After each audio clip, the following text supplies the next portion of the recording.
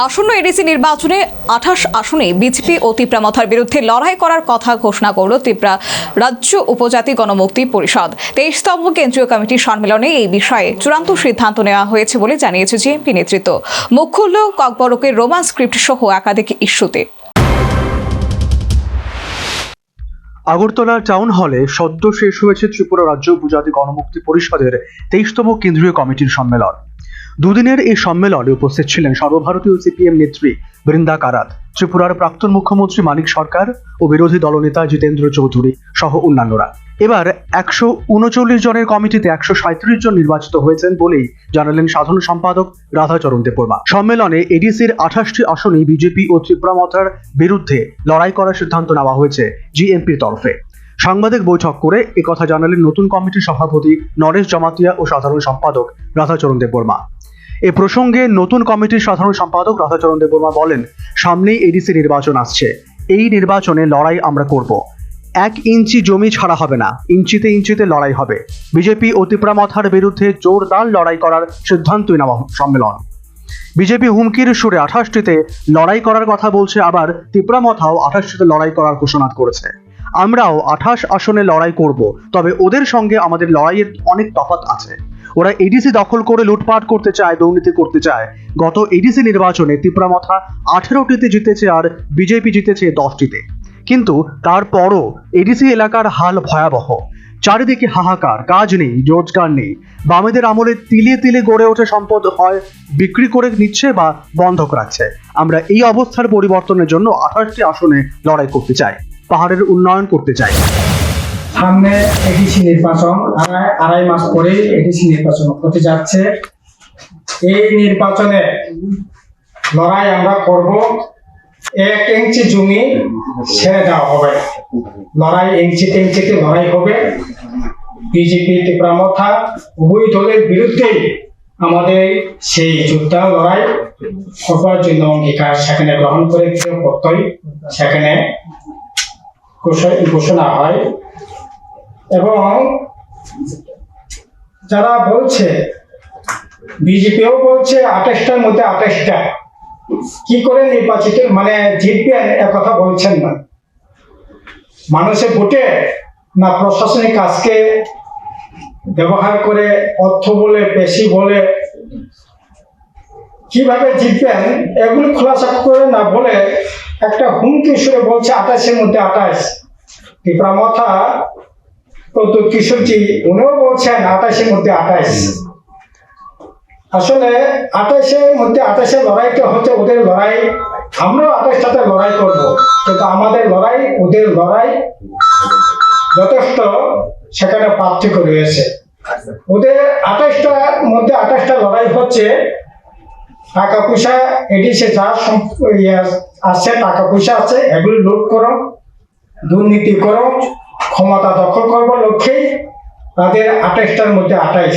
তার জ্বলন্ত দৃষ্টান্ত হচ্ছে, প্রমাণ হচ্ছে এই যে 28টার মধ্যে আপনারা জিতেছেন। তিপ্রামথা 18টাতে জিতেছেন, বিজেপি 10টাতে জিতেছে। আপনারা শরীরটি সরকার চালাচ্ছেন, এডিসি প্রশাসন বোঝাপড়া করে এডিসি চালাচ্ছেন। এডিসিটা কি করলো? 28টার মধ্যে 28টা তোর এক কথা, 18টা জিতে প্রশাসন এডিসি প্রশাসন আপনার দায়িত্ব পালন করছেন, কিছু তো করলেন না। তাহলে 28টার মধ্যে 28 করে লুটের বাণিজ্যটাকে বড় করো, ক্ষমতা দখল করো। এর জন্য ওদের হচ্ছে 28টার মধ্যে 28টা লড়াই। আমরা 28টাতেই লড়াই করব এবং আমাদের লড়াইটা হবে।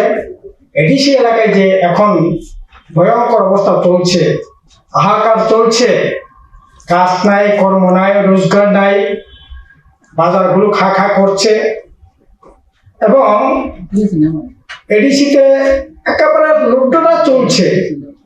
এগুলি নিরসনের জন্যই আমাদের লড়াই হবে। এডিসি ককবরক ভাষা যখন স্বীকৃতি পায় তখন ককবরকের রোমান হরফ নিয়েও বিজেপি ও তিপ্রামথা নেতিবাচক রাজনীতি করছে বলে অভিযোগ করেন রাধাচরণ দেববর্মা। ককবরক ভাষা যখন স্বীকৃতি পায় তখন কোন স্ক্রিপ্টে হবে তার কোনো উল্লেখ ছিল না, আর তখন স্কুল কলেজের সংখ্যা কম ছিল বলে বাংলা স্ক্রিপ্টে কাজ করে। ককবরক রোমান হরফ নিয়েও বিজেপি ও তিপ্রামথা নেতিবাচক রাজনীতি করছে বলে অভিযোগ করেন রাধাচরণ দেববর্মা। ককবরক ভাষা যখন স্বীকৃতি পায় তখন কোন স্ক্রিপ্ট হবে তার কোনো উল্লেখ ছিল না, আর তখন স্কুল কলেজের সংখ্যা কম ছিল বলে বাংলা স্ক্রিপ্টে কাজ হয়েছে। কিন্তু এখন অনেকেই স্কুল কলেজে পড়াশোনা করছে, ফলে রোমান হরফের স্ক্রিপ্ট ব্যবহারের দাবি উঠছে।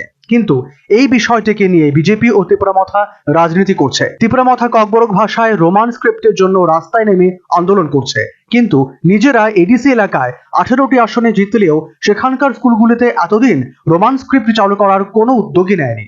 এখন এডিসি নির্বাচনের মাত্র 2 মাস আগে ফের ক্ষমতায় এলে রোমান হরফে ককবরক ব্যবহারের প্রতিশ্রুতি দিচ্ছে। এদের এই চরিত্রের কথা আমরা সাধারণ মানুষের কাছে তুলে ধরবো। যেটা লড়াই হচ্ছে এখন, আমাদের পরিষ্কার বক্তব্য হচ্ছে ককবরক ভাষা যখন স্বীকৃতি পায় তখন কোন স্ক্রিপ্ট হবে এটা কোনো উল্লেখ নেই।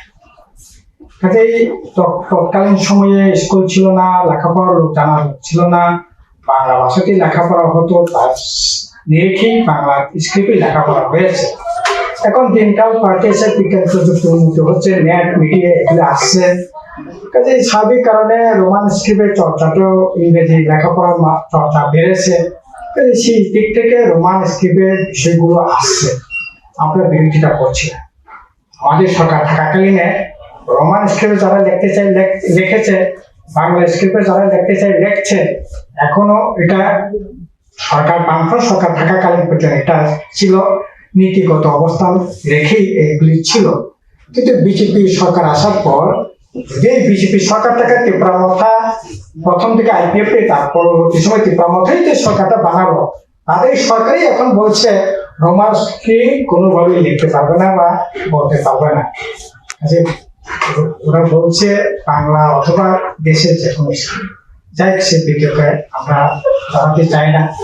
এখন প্রশ্নটা হচ্ছে, ঠিক আছে বিজেপি তারা চাইছে না, কিন্তু যারা চাইছিলেন এতদিন ধরে তিপ্রামথা, তারা তো অন্তত পক্ষে এডিসি প্রশাসনে রোমান স্ক্রিপ্ট তো অন্তত পক্ষে চালু করতে পারত, করলো না কেন? প্রথম যেদিন 20 তারিখ শপথ নিয়েছে 20 এপ্রিল 2021, পরের দিন এক্সিকিউটিভ কমিটি মিটিং হয়েছে তার 7 দিনের মাথায়।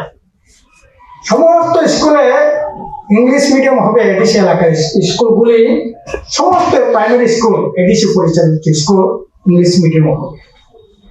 মাস্টার নাই, ইংলিশ মিডিয়ামের পরিকাঠামো নাই বলে দিয়েছে, অথচ রোমান স্ক্রিপ্ট করতে হবে এগুলি বলা হয় নাই।